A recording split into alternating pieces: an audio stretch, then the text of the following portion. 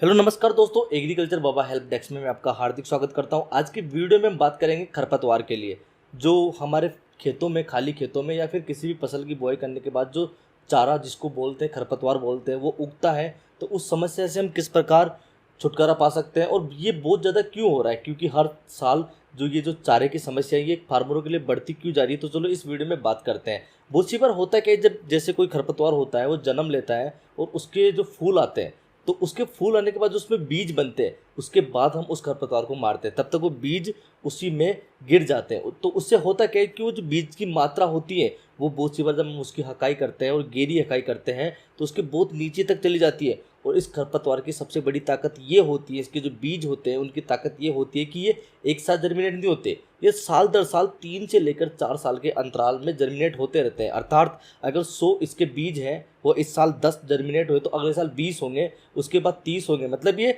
एक अनिश्चित मात्रा में अलग अलग अंतराल में जर्मिनेट होते रहते हैं और जो ये बहुत नीचे चले जाते हैं वो अगली बार इसकी जब हम खुदाई और जुताई करते हैं तो वापस से ऊपर आ जाते हैं। तो इस प्रकार इसकी जो खरपतवार की समस्या है वो हर साल बढ़ती जा रही है। हम बहुत से नए नए टेक्निकल और इन टेक्निकल की डोज में इजाफा करते जा रहे हैं, इससे ये और ज़्यादा स्ट्रॉन्ग हो रहे हैं। क्योंकि एक जो टेक्निकल हो रहा है उससे खरपतवार जो होता है उस पर 1 2 3 बार अगर स्प्रे करते हैं तो बार बार स्प्रे करने से उसकी जो रेजिस्टेंस पावर है वो बढ़ती जा रही है और वो धीरे धीरे उस पर काम करना बंद कर रही है। और बहुत सी बार हमारी सबसे जो बड़ी दिक्कत होती है वो ये होती है कि हम क्या करते हैं, फूल आने के बाद उस पर स्प्रे करते हैं जिससे उसके बीज उसमें खेत में गिर जाते हैं और वो 3 4 साल तक लगातार जर्मिनेट होते रहते हैं। तो हमें सबसे बड़ी जो सावधानी ये रखनी है कि कोई भी खरपतवार जब अपनी दूसरी या फिर तीसरी चौथी पत्ती की अवस्था में आती है उसी समय उस पर अच्छी सी दवाई का स्प्रे करके उसे ख़त्म कर दे। इस पर फूल बिल्कुल ना लगने दे ताकि इसके बीज अंकुरित ना हो सके और बीज ना बन सके। तो इस चीज़ का विशेष ध्यान रखना चाहिए। अगर आपको किसी भी अन्य प्रकार की कोई सहायता चाहिए